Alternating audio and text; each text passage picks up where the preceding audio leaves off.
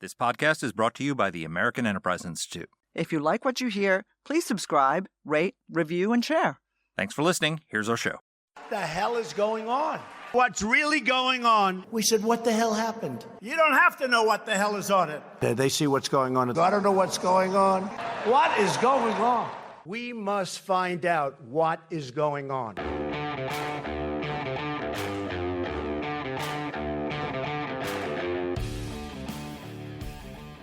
Hi, I'm Danielle Pletka. Now, Mark Thiessen. Welcome to our podcast. What the hell is going on? Mark, what the hell is going on in Gaza?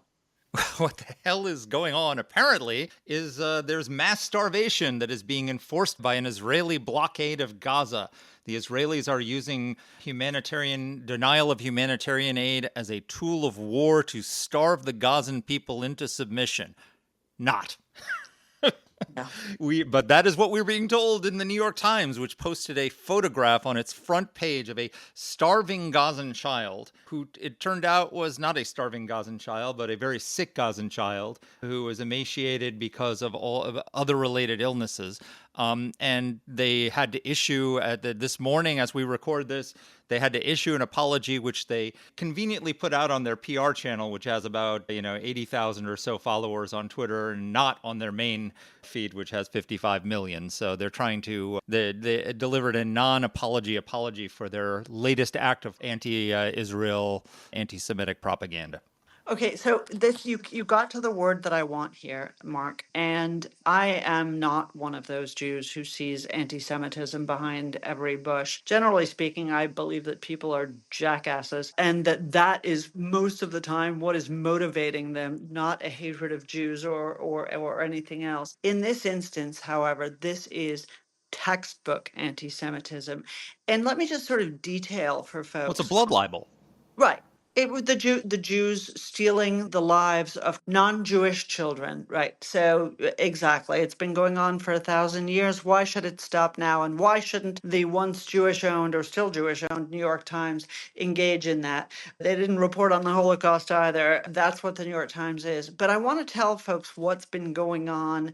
At the same time, there have been mass murders of Christians going on by Al Qaeda related groups in Africa, in Nigeria, in Sudan. And I'm not talking about at the same time, I'm talking about on the same day, where in the case of one report, the bodies were all still visible on footage that were, people at worship, people who were just passersby being murdered. And yet those dead bodies would never appear on the front page of the New York Times, because in the New York Times worldview, those are brown people killing other brown people, and who gives a good goddamn about it? Whereas when it's Jews that can be accused of putting to death Palestinian babies, whether it's true or not, that's too good to check. That is textbook anti-Semitism. Tell us about the Druze. Yeah. So Syria, simultaneously, all happening at the same time. We haven't done a podcast on this, although both Mark and I have paid a lot of attention to what's been happening in Syria. And I will be frank with you, I actually came at this question of what had happened in southern Syria with a lot of doubt about whether the Druze were actually being victimized by the Syrian government, whether they were actually being killed by the Bedouins. Oh, no, actually, that is what happened. Now, you won't know it from reading the New York Times or the Washington Post, but if you sit down and you look at the Arab language press and you look at the video footage, what you see is that Druze, residents of Syria, were attacked, victimized, murdered, en famille, right? Mother, father, brother, sister, by not just Bedouins who were seeking to get back at them, but by Al Qaeda, ISIS, folks who have been absorbed into the Syrian armed forces in the government of Ahmed Ashara. And you would think that this is a non-story. A non-story. And, Melania, you and I here, is just desperately, desperately sad and has turned Donald Trump around on the question of what to do about Gaza, but hasn't turned him around on what to do about the fact that he recognized and sat down with somebody who was the head of an Al-Qaeda affiliate in Syria, responsible for the death of Americans. The whole thing grosses me out. Yeah, so I don't want to go down a Syria rabbit hole because this is about starvation in Gaza. You're So, right. But but talk I about think that double standards. I think that there's nothing wrong with. I was actually much more skeptical at the start of the regime in Syria than you were, because I know his history, and you convinced me that we should, it's worth giving it a try to see if we can turn them. And so I'm not going to criticize Trump for having sat down with him, because it's worth trying to see if these people were willing to turn to the West and join the community of nations. And if they didn't, so be it.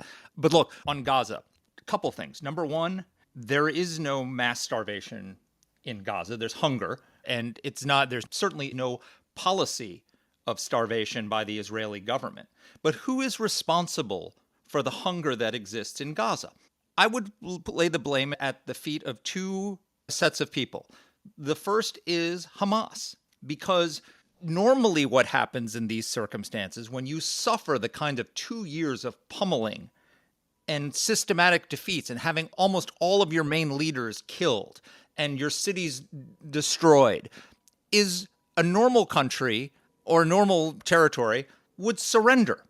And then once you've surrendered, then the West can come in and feed the people, like we did in Germany after Germany surrendered, like we did in Japan after Japan surrendered. Hamas has been defeated, but refuses to surrender. And by not surrendering, they stave off actual defeat, because what their goal is to just survive long enough until all the pressure comes on Israel to stop the fighting, and then they can rebuild and reconstitute their force structure in Gaza. So number one, responsibility stands with Hamas for not surrendering when they've lost and they have no hope of winning. The second is with Gaza's neighbors. So I looked up the numbers. In Ukraine, what normally happens in a war is that the civilian population flees the war zone. You have 1.2 million Ukrainians living in Germany right now, 1 million of them living in Poland. And that's because Poland and Germany have opened their borders to the refugees and have spent a lot of money taking care of them and feeding them and caring for them. How many Palestinian refugees are there in Egypt, which has a border with Gaza? I'm not sure. Can you tell me, Danny? Do you know? There are very few Palestinian refugees Exactly. in Egypt. In fact, Egypt they has built a never freaking taken in wall. Palestinian They refugees. reinforced their wall. Where's Jordan in taking in all these refugees and feeding them? This is the first conflict of this kind where you've literally had almost no refugees be able to leave the country, and so they're forced to stay in the war zone, which increases civilian casualties and causes people to. It's very hard to feed people when there's a war going on. The way you feed people, the civilian population during a war, is to get them out of the war zone and then feed them, right? That's how every other conflict in human history has taken place. But they won't take them in because why?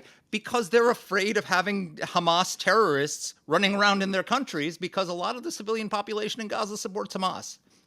And so that's where the responsibility. So if you're looking at three groups of people who could be responsible for the suffering in Gaza: Israel, Hamas, and Egypt, Jordan, and the other neighbors, of course we pick Israel, which is defending itself.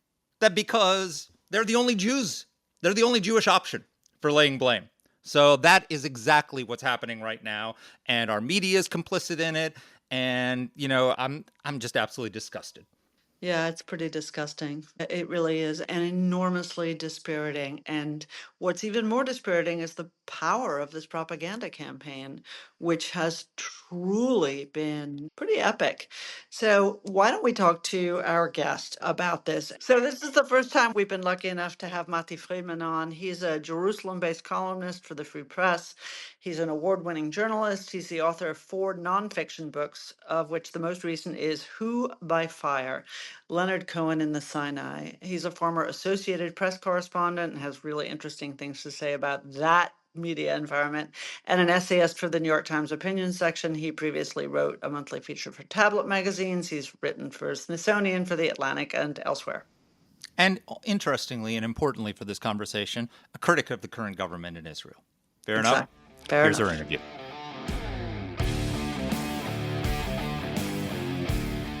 Well, Matti, welcome to the podcast. Thank you so much for having me. So you've written this wonderful piece in the Free Press that basically makes the argument that there have been so many lies told about what's happening in Gaza that it's really hard to know what to believe and who to believe. Talk us through why you wrote this piece and what your message was.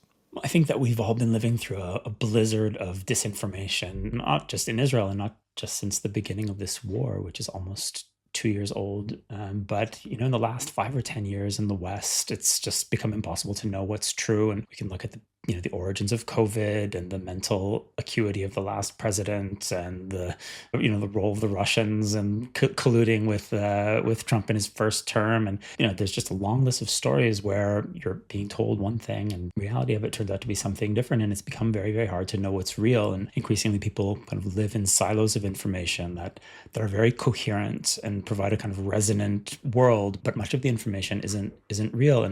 And we've felt like that in Israel in an increasingly dire way during this war, because we are hit with intense propaganda more or less all of the time coming from the Palestinian side and the pro-Palestinian side. And we're also hit with, lies and dishonesty from our own government, from our own military. Everyone's spinning things in their own way. And it's become virtually impossible for a citizen and even for a journalist, and I talk about that in the piece, just to get good information. We don't know who to call to figure out what is going on. And when I say we, I mean veteran Israeli journalists. And I spoke to a few before I published the piece in the Free Press, and it's true of myself as well. I've been a journalist for almost 30 years. And these days when I'm trying to figure out what's going on in Gaza, which is about an hour and a half away driving from where I'm sitting right now, it has become virtually impossible. And into that world of uncertainty and disinformation, we have what appears to be a genuine humanitarian crisis, and people aren't sure because they're so used to being lied to. So that's what I try to approach in the piece, making the point that this world of disinformation and ideological fantasy has a price. It's a matter of life and death. If we don't know what to believe and how to act, how to do the right thing in a moment of crisis,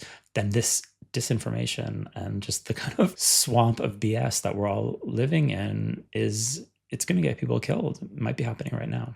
Right. So, Matti, let me echo Mark's thanks for joining us. This is something that is a true crisis, not simply a crisis of hunger, a crisis of conflict, but it's really a crisis of faith. And when I say that, I don't mean a faith in God. I mean a faith in the information that we receive. And you're right, people have sorted themselves into, river to the sea versus, I believe all Jews, if I can paraphrase that expression, and or at least the good ones.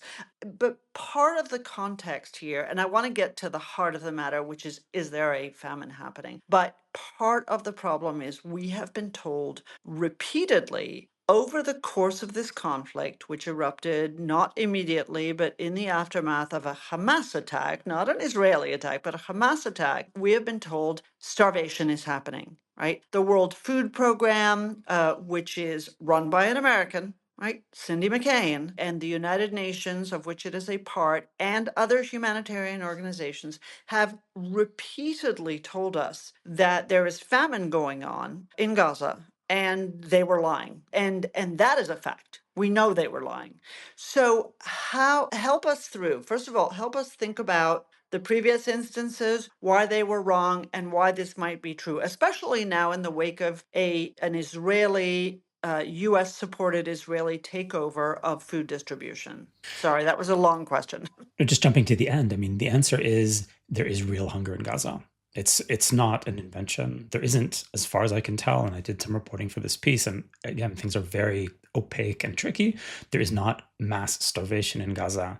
The number of people dying of hunger in Gaza is unclear, but we're not talking about an event of mass starvation. At the same time, there is clear malnutrition and pockets of real hunger in Gaza. There are people who haven't eaten in days. This is accurate to Friday when I wrote the piece. Hospitals in Gaza had cut down from 3 meals to 1 meal, and the indications were that something was really going on and something very bad and very dangerous. The price of flour had skyrocketed. The price of basic goods had skyrocketed. Since then, because Gaza's been flooded with aid, the prices have gone down, and there are signs that the situation is stabilizing. But even the Israeli army was saying on Friday privately that there wasn't mass starvation in Gaza, but we were in danger of crossing a line, after which we wouldn't be able to put things back together again. So the situation over the weekend, when the alarm bells really began to ring, the alarm bells were real. And one of the reasons that it took Israelis, and I think many others, time to realize that it was real is because of what you said, that there have been false alarms, political, propaganda is what it is, claiming famine in the Gaza Strip, not just since the beginning of this war. So there are alerts about impending famine in Gaza just a few weeks into the war in the fall of 2023. There have been claims of impending famine in Gaza for about 15 years. After the Hamas takeover in Gaza, which happens in 2007, Israel and Egypt impose a blockade. And then there are these constant reports that Gaza is about to slip into famine and there's a dire humanitarian situation. And these reports are part of the way that Hamas conducts its political warfare with the help of an allied kind of array of NGOs and arms of the United Nations, all of which are ideologically allied with them and much of, unfortunately, the international press, which is where I operated for a long time as an editor and reporter for the AP. So you have this kind of world of information, which is using information not for an explanatory purpose, but using information as a weapon. And they would say that they're using information or journalism as a weapon in the fight for justice. And the side that requires justice in this story is the Palestinians. So information that helps the Palestinians is good information, even if it's false. And information that helps the Israelis is bad information, even if it's real. And I saw that as a journalist myself. There were stories that we were not allowed to report. There were stories that we were ordered to report. Facts got a bit fuzzy because the deciding factor in whether or not to publish a story was who does it serve? That was the question that we were now asking. Not is it right, but who does it serve? So when we fast forward to this terrible war in Gaza, you have one of the main weapons being used by Hamas and by people who are sympathetic to Hamas, which is a lot of people, including a lot of powerful people. One of the weapons is stories about atrocities and impending humanitarian disaster. So that's why you're getting these stories about atrocities in Gaza and a vast humanitarian crisis. Just to give you one example, from May, there was a UN official who declared that within 48 hours, 14,000 babies in Gaza were going to die. So the numbers were very specific, 48 hours, 14,000. And of course, it was completely untrue. And there are many other examples. The most famous one from this war is probably the bombing of the El Ahli hospital at the beginning of the war, which was a huge global story. It was on the front page of the New York Times. The Times headline, you can find it, is more than 500 dead in an Israeli attack on a hospital. It was a fake story. The hospital was intact. And there are many kind of incarnations of this most recently. And it's kind of pinging around social media as we record this podcast. Story of the photos that were used to illustrate starvation in Gaza in the past couple of days. Multiple photographs were misrepresented. There have also been photographs that are manufactured and taken from other conflict zones. But this photograph that was on the front page of the Daily Express in the UK and then the front page of the New York Times, and it was used by almost every major media operation, is a very, as a parent, it's just a shocking and awful photograph of a woman holding an emaciated child. It turns your stomach, and it's designed to do that. And it emerged a few days later that this is a child who is very sick. He has a genetic condition, apparently cystic fibrosis, and a few other conditions that are horrific and awful, but unrelated to food shortages in Gaza. And the New York Times this morning issued a very kind of slippery and kind of, I'm not sure how to describe it. You might have read the non-correction that they issued to explain why they'd put this incredibly emotive, false image on the front page of their newspaper, but we're used to this in Israel. And then that's one of the reasons that when there is an actual humanitarian problem, we don't believe it. So they put that non-apology apology on the New York Times PR channel, which has 89,000 followers, and not on the @New York Times channel, which has 55 million. So, that tells you everything. And if you look at that picture, it didn't take like a whistleblower to point out with the kid's condition. The mother is well fed, and the sibling is sitting in the picture is also well fed. If that picture if that was because of starvation, then that would be child abuse, because the mother apparently was eating and the other child was eating, and they would have been intentionally starving that child if that was because of hunger. So it's just, any photo editor in the news organization should have looked at that photo and said, there's something wrong with this. I'm just flat. It's willful ignorance, isn't it? They wanted the picture to illustrate what they were accusing Israel of, and so they just ignored the fact that the picture actually didn't provide, even on face value, the picture didn't provide the evidence that they wanted. It makes perfect sense if we understand that much of what used to be mainstream journalism became a form of political activism. And once you're a political activist, the way you choose stories and images changes because the goal of your journalism changes. So I would understand journalism when I went to work for the AP, which is the big US news agency, of course, the Associated Press. It's the world's biggest news organization, at least according to the AP. And I worked there from 2006 to the very end of 2011. And I went in, with this idea that I was going to explain what's going on in Israel, and found that many of the people who are now running the show saw their job differently. They were what I would call activists, and they were choosing images that were resonant for the purposes of their activism. And they're choosing stories that kind of provided a political payoff. So if you have an image like the one we saw, you would say, and I would say, in your presentation of this image is completely dishonest, because what you're saying is this is the face of Israeli engineered famine in Gaza. And there are other deeper levels of it there. It's clearly a kind of medieval style image reminiscent of Christian art. I mean, it's pressing some pretty deep visual buttons, in my opinion. But even if we just leave it at the level of current events, what you're saying is this is the horrific, heart-wrenching face of heartless Israeli crimes directed at the weakest people in the Gaza Strip. What that picture really illustrates is a very sick child, and I hope that he's healthy, and I hope that his family doesn't suffer. And I wish no ill to anyone who lives in Gaza or anywhere else. But the picture is selected because it serves a political purpose, and you're giving, I think, the journalists too much credit by saying that they're ignorant.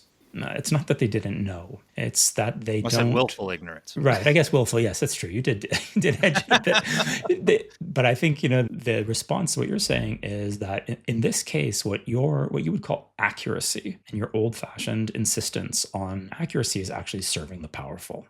What you're really doing is you're serving the powerful, and you're using your, power as a journalist to help the wrong people. What I am doing as a photographer taking this dishonest photograph, or as a photo editor who's presenting it, what I'm doing is I'm using my power to help the people who need it. And quibbling about whether it's real or not just shows your terrible political views and your lack of concern for the weak. So it's not a slip, is what I'm saying. I mean, these slips happen all the time. So it's not a mistake. It's just a different way of seeing what journalism is. And we're seeing it across the board. I mean, the examples that we mentioned earlier are some of them, but there's almost no story today where you can look at what used to be the mainstream press and get an idea of what's going on.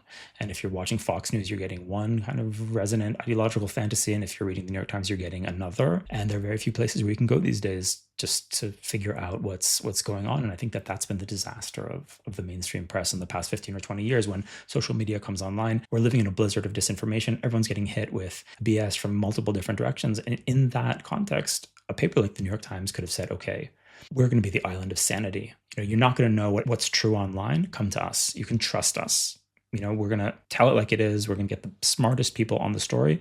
And when you're confused and don't know what to believe, you're going to come to us, and you're going to walk away with a better idea of what's going on in the world. And instead, those institutions, and I'm speaking as an insider, I watched it happen at the AP, those institutions joined the circus. They wanted to be part of the political fight. They didn't want to be on the sidelines, calmly describing what was going on. And that's a big part of the disaster that we're all living with, not just in Israel, but in domestic American politics, and anyone trying to figure out what's going on in Russia, Ukraine, and in more or less any news story of any significance. Well, as someone who's been covering this conflict, and as someone who's, as you said, an hour and a half away from Gaza right now, can you help us separate fact from fiction for our listeners?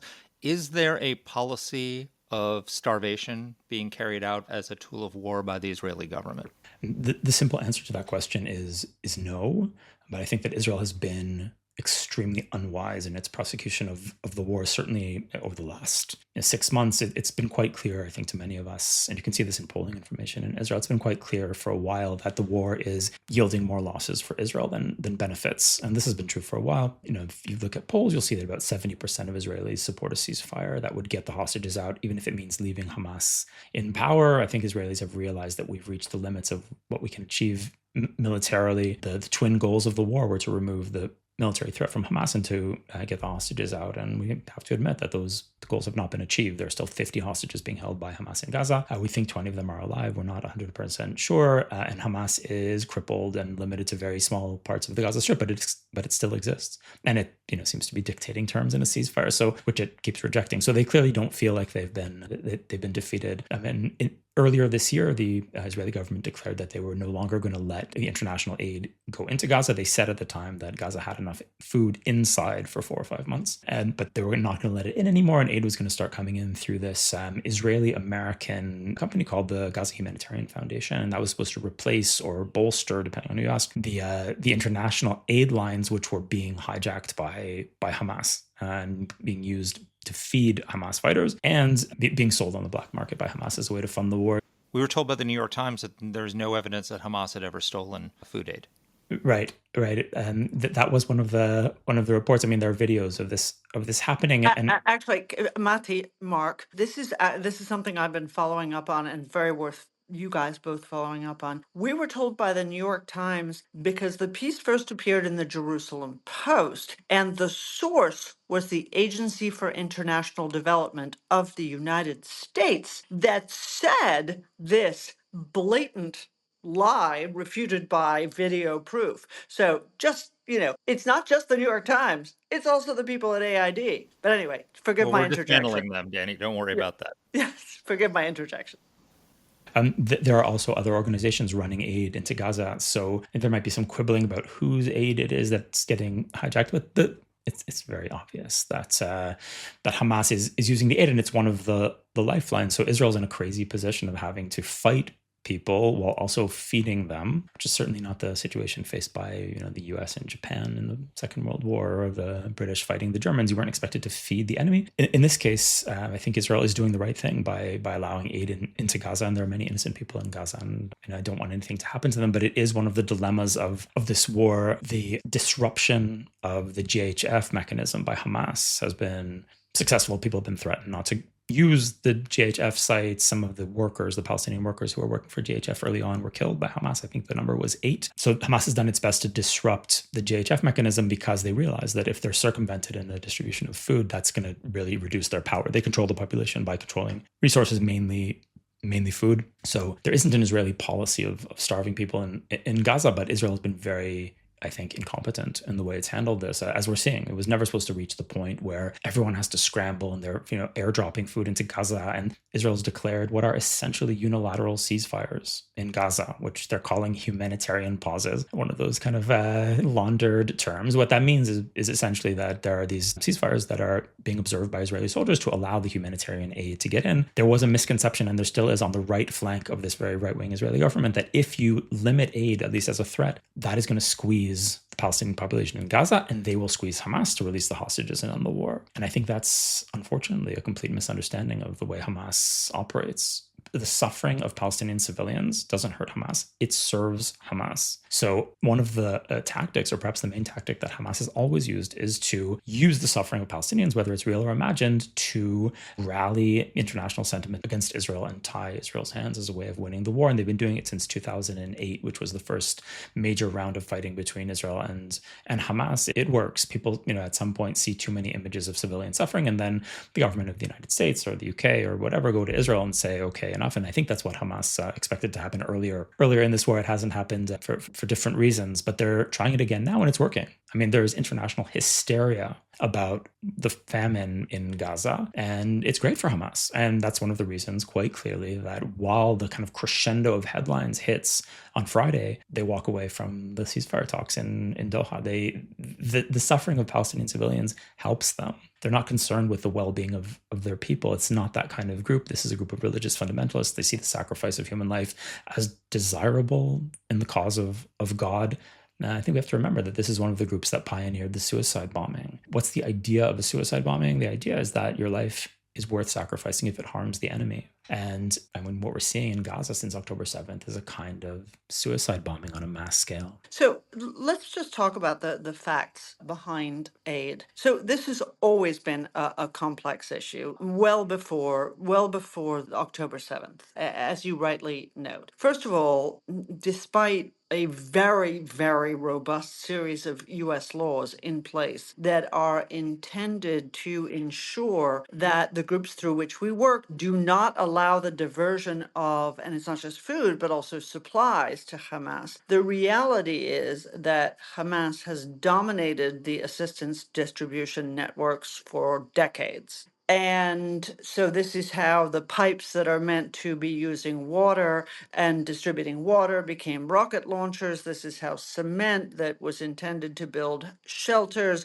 ended up building tunnels. This is what has happened. This is their MO. At a certain moment, I don't know whether this remains true today, but certainly it has been true over its history. The people, the Palestinian people, the people of West Bank and Gaza, were per capita the single largest recipients of aid in the world. And at this point, in terms of the amount of food that is going, not necessarily being received, they are receiving more food than any other aid recipients, not Nigeria, not Sudan, nowhere in Africa, nowhere, certainly not the Uyghurs, certainly not the Ukrainians, but are receiving more food aid per capita on a caloric basis than anyone in the world. So help us understand how this got corrupted. First of all, with the UN and the World Food Program and all of the other aid guys who were working in. And then talk a little bit, if you would, for our listeners about how the Gaza Humanitarian Foundation was created and what it does so people understand what's actually going on the ground. I think when any aid organization works in a war situation, which is, when an aid organization is going to be working, there's always going to be some very sketchy deals cut with, the warlords who run the territory. And that's true in Africa. And it's true more or less anywhere that these people work. So I think, so I've heard, I can't claim to have been an aid worker in Africa, but, I've met these people over the years. And the way it works is that you want to get your aid in. The local warlord is going to take a cut and his guys are going to, protect your truck in the way that, your neighborhood mobster is going to protect your restaurant for a fee. And you make the deal because that's the only way to operate. And you're also probably going to lie about it to the people funding you because, if you're funded by the American government or something, they're not going to like to hear that some of your money is going to this terrible warlord. So you're going to get, you blur exactly what's going on. And in Gaza, that's happened in a very extreme way since Hamas came to power in Gaza in 2007. There's no way to operate in Gaza without getting in bed with Hamas.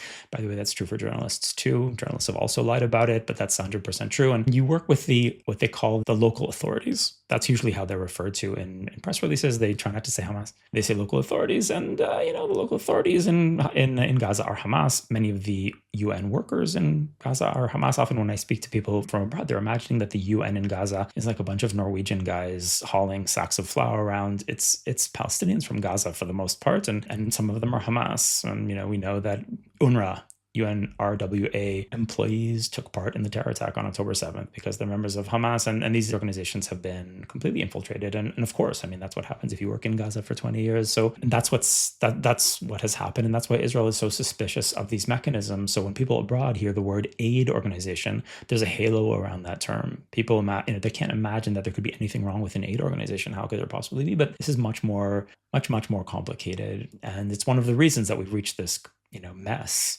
now is that Israel doesn't trust the international organizations. The internationals are playing ball with Hamas and lying about it and trying to undercut the attempt to distribute aid through the GHF, which they don't like because it's serving Israeli political purposes. And it's not something that they like. And that has all, contributed to this catastrophe where it seems that people in Gaza are actually not getting food.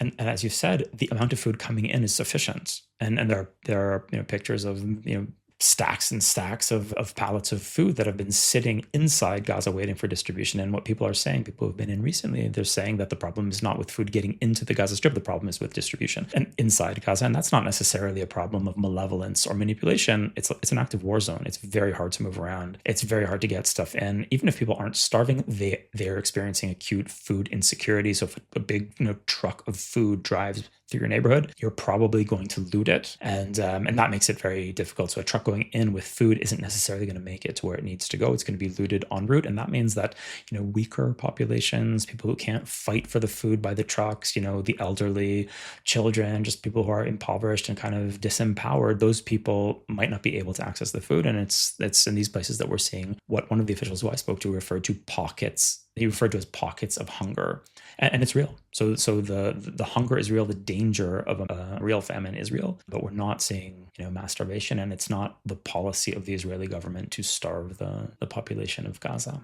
So let me follow up on something you said earlier. I think that it's become evident even to very strong supporters of Israel, certainly like me, I won't speak for Mark here and for people who live in Israel, You can speak for me. that there are diminishing, thank you, Mark, there are diminishing returns on this war with Hamas. It's not simply that Hamas has not been destroyed, it is that the hostages aren't back. I mean, that's it, right? At the end of the day, that's the only litmus test there is. Have the hostages been returned? And the answer is the hostages have not been returned. And so, what I'm trying to figure out is okay, for people of goodwill who hate Hamas, who hate what the United Nations has done, who hate UNRWA, right? Sign me up. Who hate the Qataris, who recognize everything that's been going on that you described, not just about journalism, but about international aid agencies. Okay, what's the right next step? Sorry, I'm taking you away from the famine and asking you, what should the policy be? I don't know.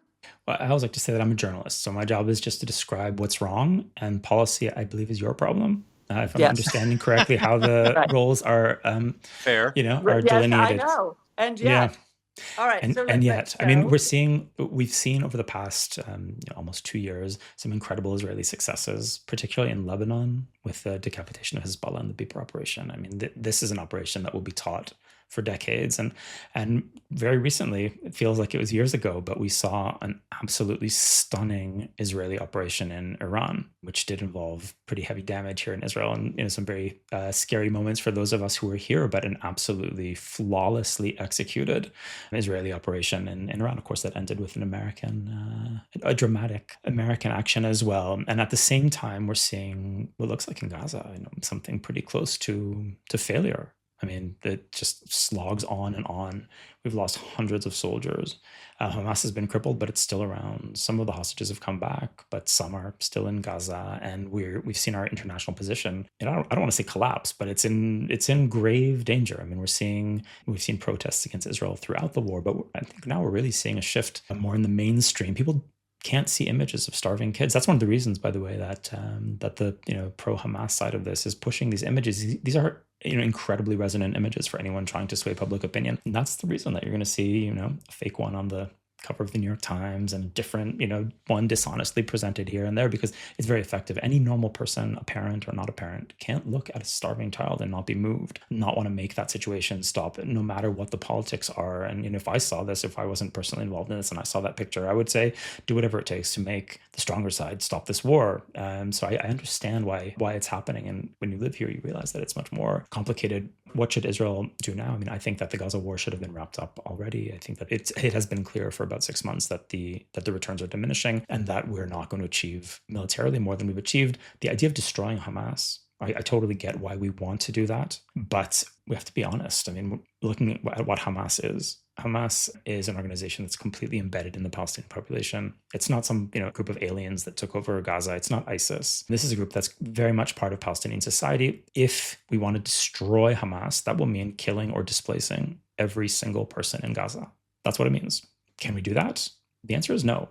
And we can't do that for many reasons, moral reasons, international reasons. It's just not a possibility. So given that is the case, and given that these people will not surrender, and given that they do not care how much suffering is caused to their civilian population, I think Israel, unfortunately, has to decide when it wants to stop. And I think we're at that moment. So, by the way, I'm not the only one who thinks that. I believe that the leadership, that Netanyahu also is there. And I think that, again, this is conjecture, but my sense is that after the Iran episode was wrapped up successfully, Netanyahu thought there was going to be a ceasefire in Gaza. And then he started hearing about the ceasefire, the 60-day ceasefire, and 10 hostages would be released. And he went to Washington. And I think that they were surprised by Hamas's intransigence here.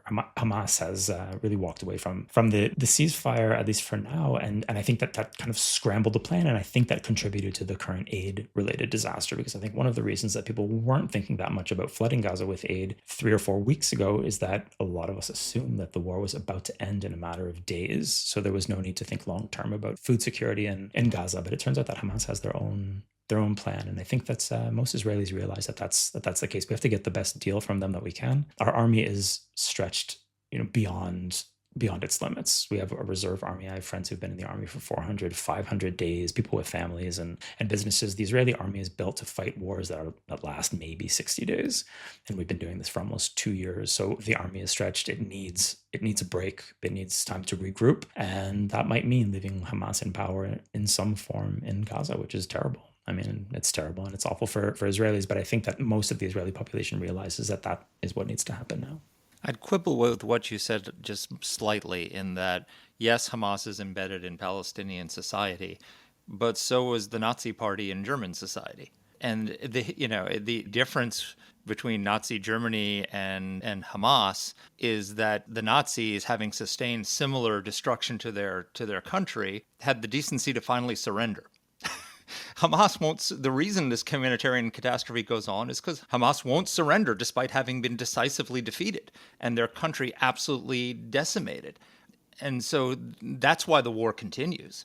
Any other country having sustained what Israel has doled out would have cried uncle months, if not years ago. So that generally the way humanitarian suffering in a war ends is when one side decisively defeats the other, and then we go in and help the people who were in the country that recover. Like we provided aid in Germany after the war was over, not while the war was going on. The other way that we help people who are struggling during war is by by having refugees, right? So if you look at the Ukraine war, there are 1 million Ukrainians who fled to Poland. There's 1.2 million that have fled to Germany.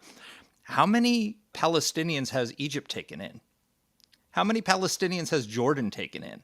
None. So they've in fact, if anything, they've built walls around Gaza to prevent them from getting out. So you have the combination of a enemy that won't capitulate when they should have capitulated a long time ago, and neighbors who are forcing the non-combatants to stay in the combat zone. It would be very easy to feed the Gazans if they were in Egypt or if they were in Jordan, right? So that seems to me to be the cause of the starvation to the extent that it's happening and the suffering. Am I wrong? No, I think you're right. I mean, this war is being conducted in conditions that are absolutely unique. And you mentioned some of them, the fact that people can't leave. People aren't being allowed to leave. And it's not that Israel's not allowing them to leave. It's that there's supposed, cousin nations are not interested in having them in their territory. I mean, Egypt, one of the first things that Egypt does when the war breaks out is it already has this massive wall between Egypt and Gaza, and they make it, 16 times taller or something. That's not the real number, but you saw massive, new fortifications on the border with Gaza to ensure that people would not be able to flee to safety in Egyptian territory in Sinai, which is very sparsely populated and would have been pretty easy to do. And that's part of the very cynical game that the Arab world has been playing here with regards to the Palestinians. The role of the Palestinians is to be martyrs for the cause. That's what Hamas thinks. Hamas thinks that the religious, imperative here is to die fighting the enemy. And they see it as a generational war, as a cosmic war. They're very open about it. And in that regard, I don't think they're wrong necessarily, and I'm not sure that they're losing.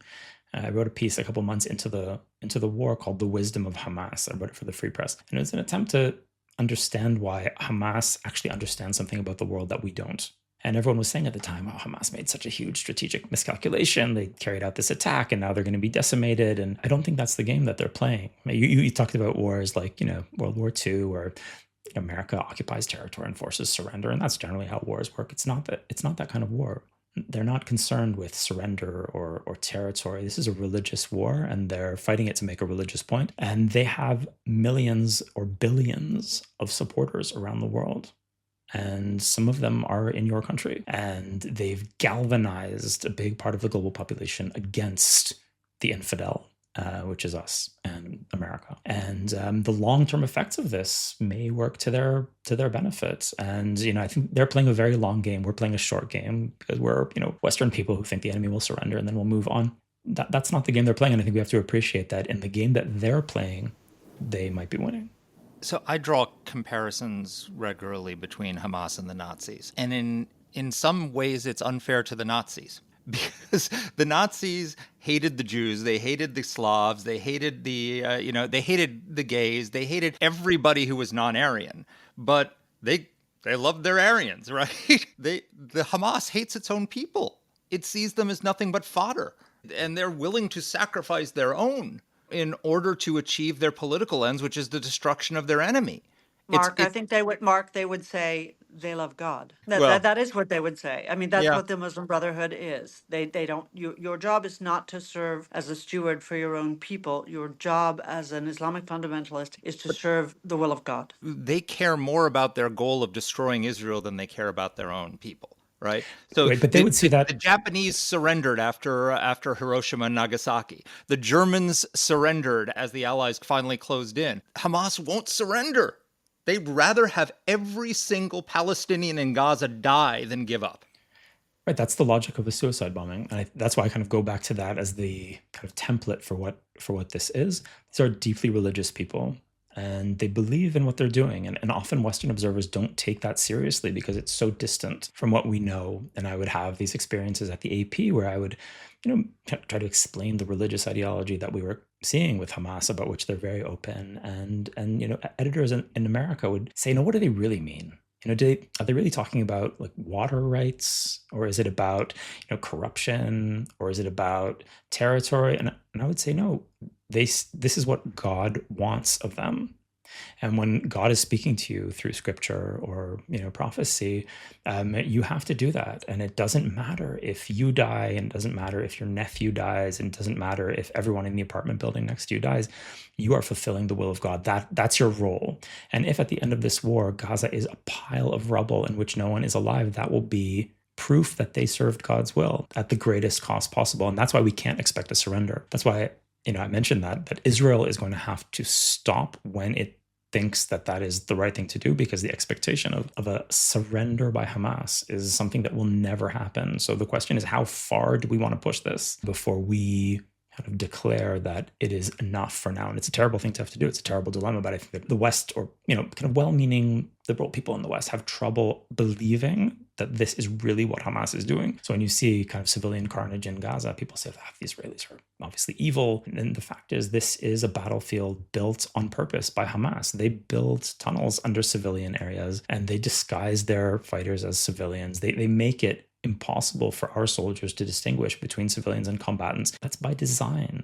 That is by design. The starvation that we're seeing now is something that Hamas is happy about, because it's, it has strengthened quite clearly their international hand. And it's a level of cynicism, or a level of fundamentalism, or just a kind of thinking that people in the West find hard to believe is true. It's much easier for them to believe that Israel is evil and must be condemned. And if Israel was less evil, there would be some kind of beneficial outcome. I understand why people in the West have trouble wrapping their heads around this part of the world. And as someone who came here from Canada when I was 17, it took me a while too. But these are the rules of the Middle East. And unfortunately, this is where we live, and we're going to have to deal with it. As a side note, and I'd be interested if Danny agrees, this is why the destruction of the Iranian nuclear program was so important. Because most countries that pursue nuclear weapons pursue them to prevent other people from destroying their country as a sort of a defensive measure.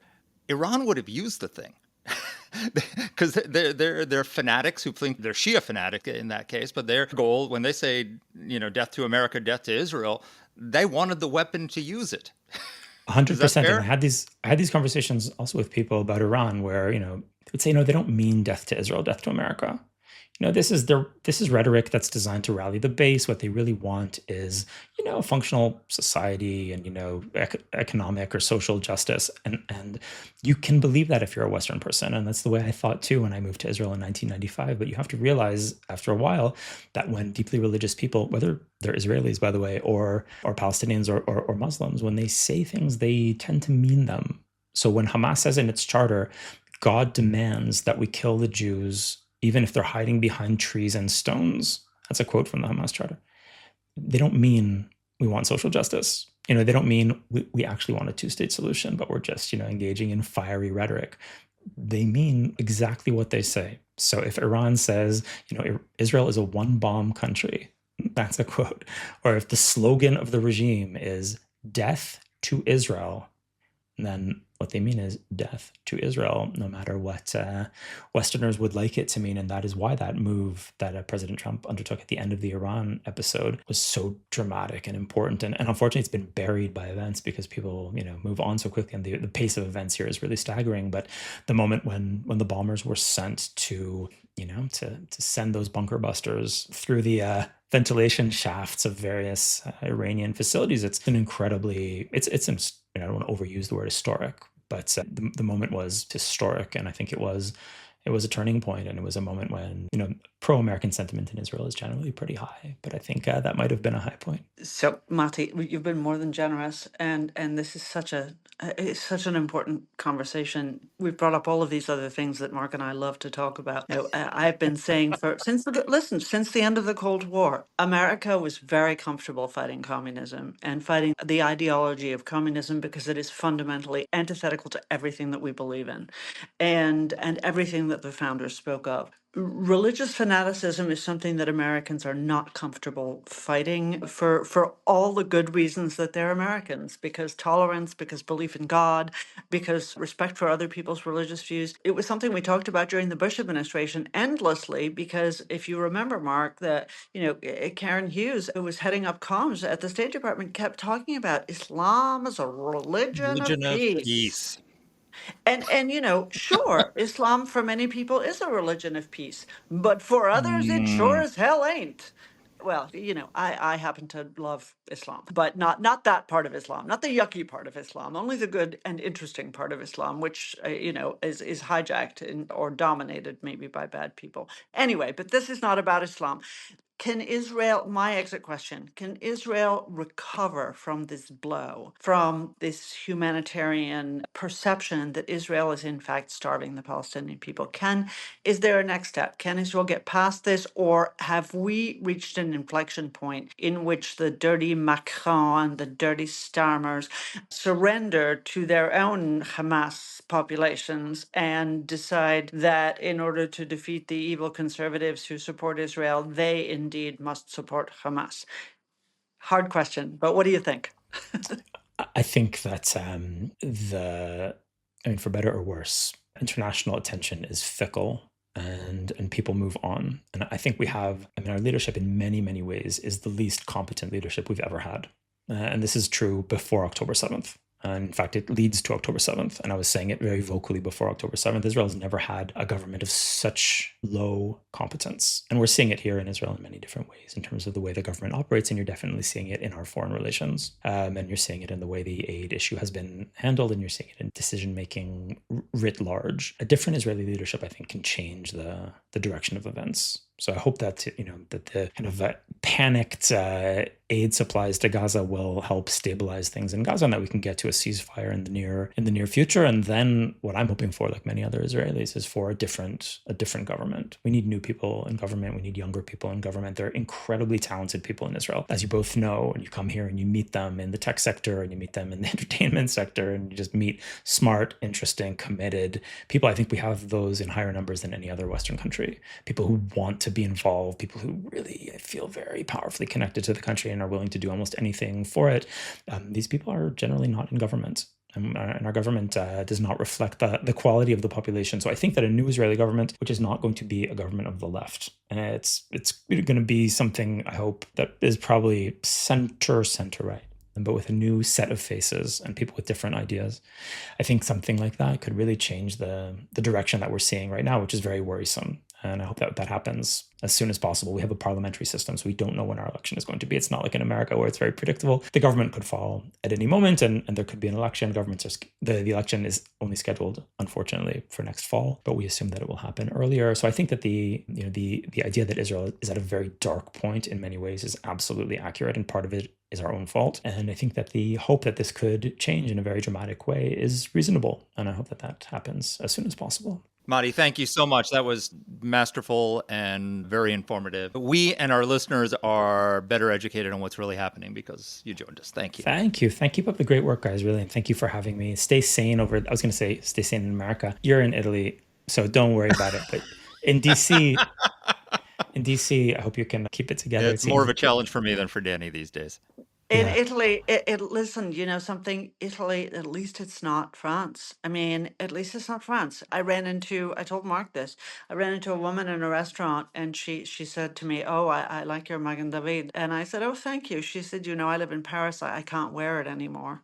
I think we underestimate how much people in London and in Paris and in other places live in fear. And I will say there are plenty of people plenty of women in hijab around here, a lot of Syrian refugees in Italy. And I wear mine out and I'm like, fuck you, try me. And you don't get any of that here. Italians don't put up with that shit, largely because they're lazy. But hey, you know, I'll take it.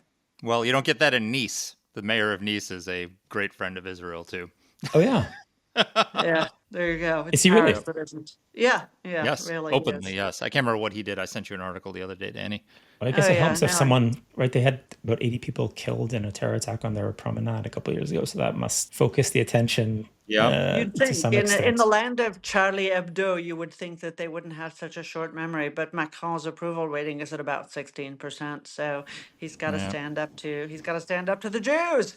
It Anyway, is quite, Viva Matti, thank Maloney. you. it is quite incredible. I think that, like, broadly speaking, I think that the whole paradigm is about to change because, you know, we're still operating in this kind of 20th century idea of the government of, you know, the UK and France and Israel, and we still remember the Cold War, but this incredible breakdown in Islam and the way it's eating the Islamic world alive and bleeding into the West in terms of refugees and terror attacks, it's going to rejig everything within 10 or 20 years.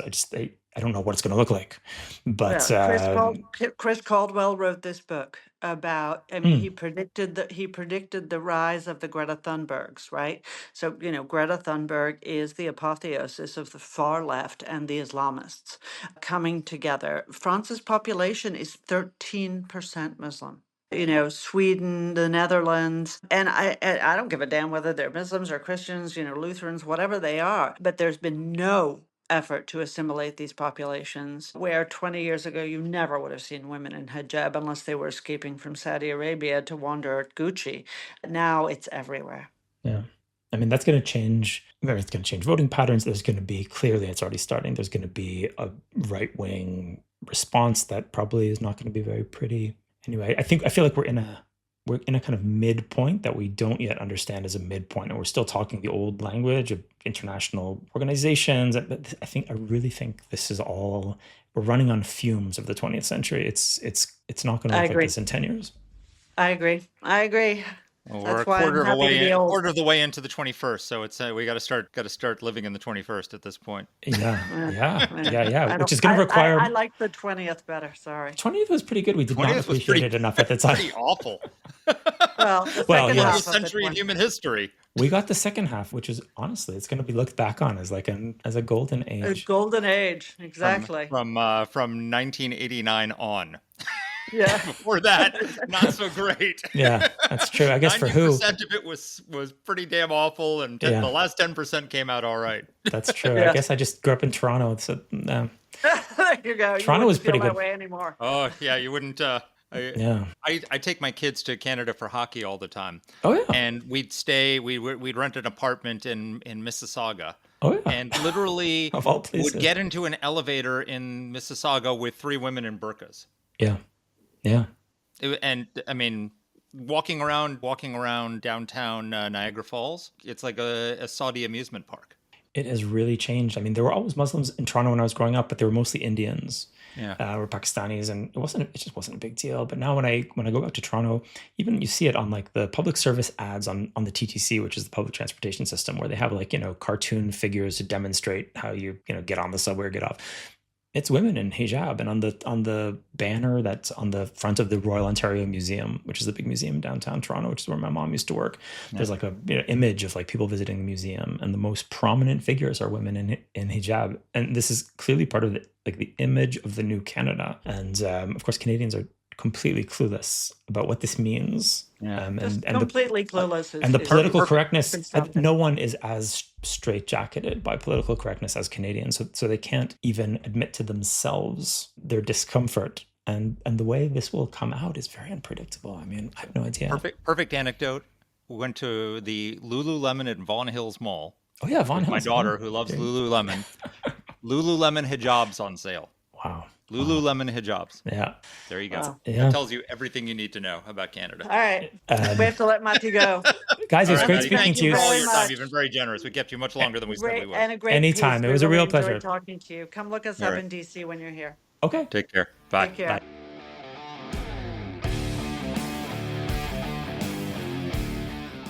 So, Danny, what'd you think? So, one of the things that has really forcibly struck me throughout this entire conflict is how little people give a damn about the Palestinian people. Okay. And don't send me freaking emails telling me the Palestinians are the Jews and that I don't know who they are. By the way, all of you who send me those emails, yes, I understand. The residents of the West Bank and Gaza, we are talking about at this moment, nobody cares about them. Not Macron, who is posing, supporting a Palestinian state, not Keir Starmer in the UK posing, supporting the creation of a Palestinian state. For me, the people who care about the Palestinians are people who actually want to put their lives on the line for better Palestinian governance, for an end to the kleptocracy of Fatah, to an end to the terrorism and Islamist extremism of Hamas. And I'm able to count those kinds of people on one hand, the people who actually care about the Palestinians.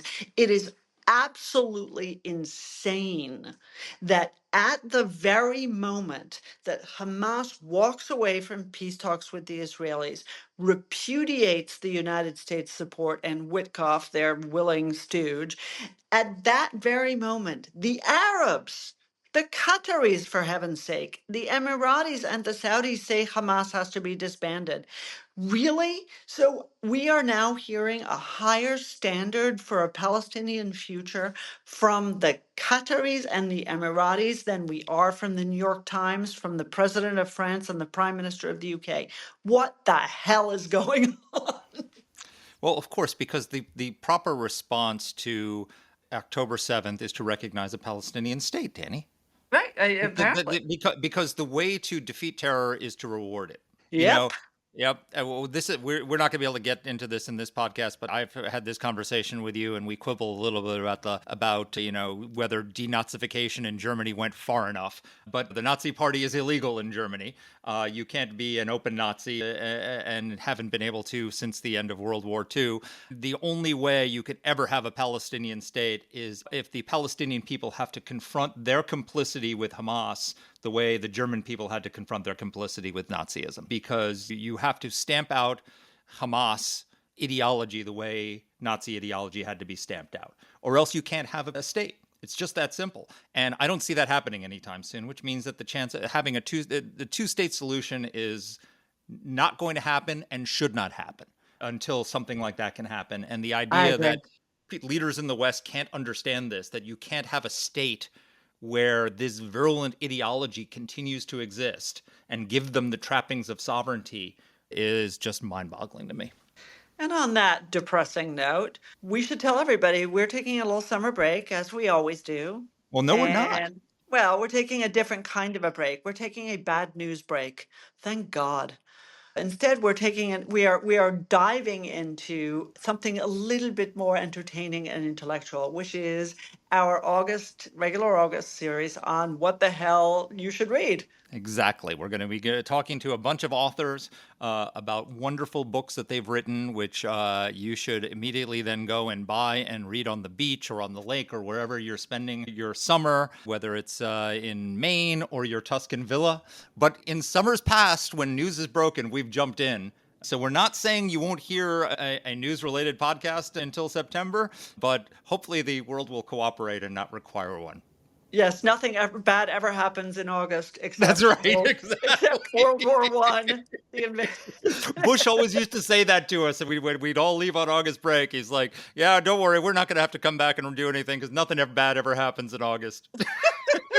Anyway, thanks, folks. Let us know what you think, and we hope you enjoy the book series. Take care. Take care.